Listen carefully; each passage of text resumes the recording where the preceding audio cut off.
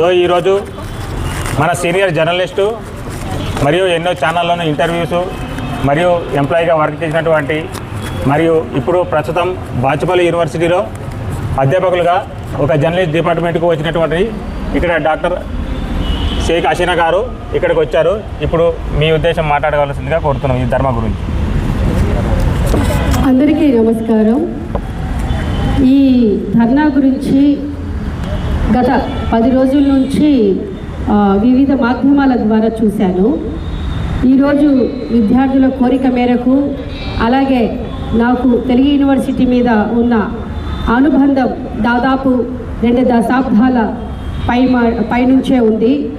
ఇక్కడికి వచ్చి కూర్చోవడం నా బాధ్యత, నా ధర్మం కూడా. ఇందులో భాగంగా ఈరోజు నేను ఇక్కడికి రావడం జరిగింది. ఇక్కడ పరిస్థితులు ఏంటి తెలుసుకోవడం జరిగింది. అయితే ఇక్కడ గుర్తుపెట్టుకోవాల్సింది ఏంటంటే ఉమ్మడి ఆంధ్రప్రదేశ్లో ఈ విశ్వవిద్యాలయాన్ని స్థాపించడం జరిగింది. మన గత ముఖ్యమంత్రి చెన్నారెడ్డి గారు ప్రారంభించారు. మన ఉమ్మడి ఆంధ్రప్రదేశ్ ముఖ్యమంత్రి నందమూరి తారక రామారావు గారి మానస పుత్రిక ఈ తెలుగు విశ్వవిద్యాలయం. ఆ తర్వాత తెలంగాణ ఉద్యమం మొదలయ్యాక రాష్ట్ర విభజన తర్వాత మన వైతాళికులు గోల్కొండ పత్రిక సంపాదకులుగా పనిచేసిన ఒక తెలుగు భాష, సంస్కృతి, సాహిత్యం, తెలుగు వ్యాకరణాన్ని దానికోసం కృషి చేసిన సురవరం ప్రతాప్ రెడ్డి గారి పేరిట ఈ విశ్వవిద్యాలయాన్ని మార్చడం జరిగింది. అయితే నాంపల్లి క్యాంపస్ మహానగరానికి గుండెకాయ లాంటిది. ఇక్కడ 2 రాష్ట్రాలు కాదు, తెలుగువారు ఎక్కడెక్కడ ఉన్నారు అంటే భారతదేశం వ్యాప్తంగా, ప్రపంచ వ్యాప్తంగా, శ్రీలంకలో కావచ్చు, యుఎస్లో కావచ్చు, ఇంకా మరో దేశంలో కూడా కావచ్చు, ఇక్కడ ఉన్న వాళ్ళందరూ ఈ యూనివర్సిటీలో సర్టిఫికేట్ కోర్సులు, డిప్లొమా కోర్సులు, పీజీ కోర్సులు ఇక్కడ పూర్తి చేశారు. ఇంకా చదువుతున్నారు, అప్లికేషన్స్ కూడా వస్తున్నాయి. ఈ నేపథ్యంలో ఈ నాంపల్లి క్యాంపస్ని నుండి వెళ్ళిపోండి అని చెప్పడం కరెక్ట్ కాదు. అది ఎంతవరకు న్యాయమో ఒకసారి పెద్దలు ఆత్మ పరిశీలన చేసుకోవాల్సిన అవసరం ఉంది.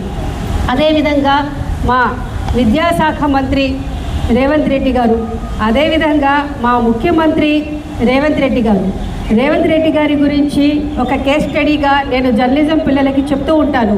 ఆయన హార్డ్ వర్క్, డెడికేషన్, డిసిప్లిన్ ఏ పాటిదో దానిని మీరందరూ ఒక స్ఫూర్తిగా, ఒక ప్రేరణగా, ఒక ఆదర్శంగా తీసుకోవాలని. ఈరోజు ఇలాంటి యూనివర్సిటీ గురించి, ఈ యూనివర్సిటీ నుంచి పిల్లల్ని పంపించి వేయాలి, ఇది కరెక్ట్ కాదు. కాబట్టి దయచేసి రేవంత్ రెడ్డి గారికి కష్టం తెలుసు, పరిస్థితి తెలుసు, వెంటనే అర్థం చేసుకోగలరు. పెద్ద మనసుతో ఇప్పుడు మాకు పెద్ద దిక్కు మీరే, మా పెద్దన్నయ్య మీరే, మా విద్యాశాఖ మంత్రి మీరే. కాబట్టి ఈ సమస్యని వారు వీరు పరిష్కరించాల్సింది, న్యాయం చేయాల్సింది మీరే. కాబట్టి మాకు ఈ క్యాంపస్ని ఇక్కడే నాంపల్లి క్యాంపస్ తెలుగు యూనివర్సిటీ సూరవరం ప్రతాప్ రెడ్డి తెలుగు విశ్వవిద్యాలయం పేరుని అలాగే సార్థకం చేసుకోవాలి. ఇక్కడే ఈ క్యాంపస్ ఉండాలి, నాంపల్లి ఉండాలి, బాచుపల్లి ఉండాలి. కుదిరితే ఇంకొక చోట కూడా ఇంకొక క్యాంపస్ పెడదాం. అంతేగాని ఉన్నవి తీసేసుకుంటారంటే ఇది ఎంతవరకు న్యాయం?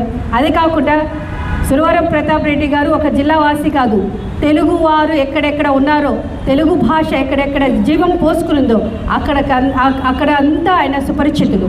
కాబట్టి ఈ యూనివర్సిటీ క్యాంపస్ని ఎక్కడ కదిలించకుండా విద్యార్థులు దాదాపు సుమారు ఇంచుమించు 700 మంది విద్యార్థులు ఇక్కడ విద్యాభ్యాసం పొందుతున్నారు. అలాంటి పిల్లలు ఉన్న పలంగా ఎక్కడికి వెళ్తారు? ఆ పిల్లలు వెళ్ళాలంటే వాళ్ళకి వసతులు ఉన్నాయా, సౌకర్యాలు ఉన్నాయా అనేది కూడా ఒకసారి పరిశీలించాల్సిన అవసరం ఉంది. అదేవిధంగా ఈ సమస్యని ఒక 10 నిమిషాల్లో సాల్వ్ చేసేయచ్చు మీరు అనుకుంటే. గత 10 రోజుల నుంచి ఈ యూనివర్సిటీ స్టార్ట్ అయ్యి దాదాపు 3.5 దశాబ్దాల క్రితం స్టార్ట్ అయిన యూనివర్సిటీలో అభ్యసించిన విద్యార్థులందరూ దేశం నలుమూలల నుంచి వచ్చి ఇక్కడ రిలే నిరాహార దీక్షలో పాల్గొంటున్నారు.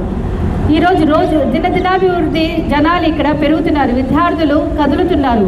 ఈ ఉద్యమం, ఈ ధర్నా ఎటు నుంచి వస్తుందో తెలీదు. కాబట్టి ఈ ఉద్యమం ఈ రోజు వరకు వచ్చిందంటేనే నాకు ఆశ్చర్యంగా ఉంది. 10 రోజులు, అది కూడా సెక్రటేరియట్ కూతవేటు దూరంలో ఉన్నాం మనం, అసెంబ్లీ పక్కనే ఉంది. కాబట్టి ఈ విషయాన్ని ఎంత త్వరగా అయితే ఒక నిర్ణయం తీసుకుంటారో, అంటే ఆల్రెడీ మాకు ఇక్కడ ఇంటెలిజెన్స్ వాళ్ళు ఉన్నారు, పోలీస్ పరిరక్షణలోనే ధర్నా జరుగుతూ ఉంది. కాబట్టి వాళ్ళు కూడా మీకు రిపోర్ట్లు అందజేసి ఉంటారు, ఇక్కడ ఏం జరుగుతుంది ఏంటి, విద్యార్థుల మనోభావాలు, విద్యార్థుల కాంక్ష, విద్యార్థుల బాధ్యత ఎరిగి ఈ క్యాంపస్ మీద ఉన్న వాళ్ళ అభిమానాన్ని, వాళ్ళ మనోవేదనని మీరు అర్థం చేసుకొని, వాళ్ళ నివేదనని మీరు అర్థం చేసుకొని మహాప్రసాదంగా ఈరోజో రేపో మీ నుండి ఒక మంచి సానుకూల పరిష్కారం, ఒక నిర్ణయం, ఒక అభిప్రాయం వస్తే బాగుంటుంది అని నేను ఆశిస్తున్నాను. వస్తుంది కూడా, ఎందుకంటే ఈరోజు ఎంతమంది ఇక్కడ ధర్నాలు నిర్వహిస్తున్నారు. మీరు కనుక సానుకూల నిర్ణయం తీసుకుని మీ క్యాంపస్ మీదే అనేసి అన్నారు అనుకోండి, మీదే అంటే మాది కాదు, ఇది విద్యార్థులది, తెలుగు విద్యార్థులది, అదేవిధంగా రాబోయే తరానిది. కాబట్టి మేము కూడా విద్యాశాఖ మంత్రి దగ్గరకు వచ్చి పెద్ద ఎత్తున మిమ్మల్ని సత్కరించుకుంటాం. అంతేకాదు, ఈరోజు మనము ఇక్కడ అందరూ విద్యార్థులు కూర్చొని వ్యయ ప్రయాసాలతో కూడి వస్తున్నారు, చాలా దూర ప్రాంతాల నుంచి వస్తున్నారు, ఉద్యోగస్తులు వస్తున్నారు, వ్యాపారంలో స్థిరపడిన వాళ్ళు, ఉద్యోగాలలో స్థిరపడిన వాళ్ళు, రీసెర్చ్ స్కాలర్స్, ఇలా ఎలాంటి తారతమ్యాలు లేకుండా వచ్చి కూర్చొని ఇక్కడ ధర్నాకి మద్దతు తెలుపుతున్నారు, విఐపీలు వస్తున్నారు. ఇదంతా ఒక ఎత్తైతే, నేను జయదీప్ తిరుమలరావు గారు, మీరు కూడా అందరికీ పరిచయస్తులే, మీరు ఇక్కడ పరిచయం లేని వాళ్ళు లేదు. తెలంగాణ ఉద్యమంలో కూడా మీరు పాల్గొన్నారు, చాలా సంతోషం. మీరు పెద్ద మనసు చేసుకొని విద్యార్థుల మనోభావాలు, విద్యార్థుల ఆకాంక్షలను పరిగణనలోకి తీసుకొని మీరు పెద్ద మనస్సుతో, అది కూడా మ్యూజియం కూడా మనకు అవసరమే, కానీ ఇంకొక చోట పెట్టుకుందాం, ఇంకొక చెట్టు పెట్టుకొని దాన్ని మనము పునరుద్ధరించుకుందాం, దానిని డెవలప్ చేసుకుందాం, ప్రగతి పదంలో ముందుకు తీసుకెళ్దాం. అంతేగాని ఇక్కడ తరతరాలుగా ఎన్నో జ్ఞాపకాలు మూటగట్టుకున్న విద్యార్థుల మనోభావాలని దెబ్బతీసి వాళ్ళ ఆవేదనకి, వాళ్ళ దుఃఖానికి మీరు కారకులు కాకూడదని నేను మిమ్మల్ని చాలా వినమ్రంగా వేడుకుంటున్నాను. అదేవిధంగా వీలైనంత వరకు, maybe all is well to all, all is well అంటూ ఉంటాను నేను. అదేవిధంగా ముఖ్యమంత్రి గారు, అంటే మా విద్యాశాఖ మంత్రి గారు నుంచి కూడా సానుకూల నిర్ణయం అతి త్వరలో వస్తుందని ఆశిస్తున్నాను. ఈ అవకాశం ఇచ్చిన మీకందరికీ ధన్యవాదాలు. We want justice. We want justice. పర్వాలేదు.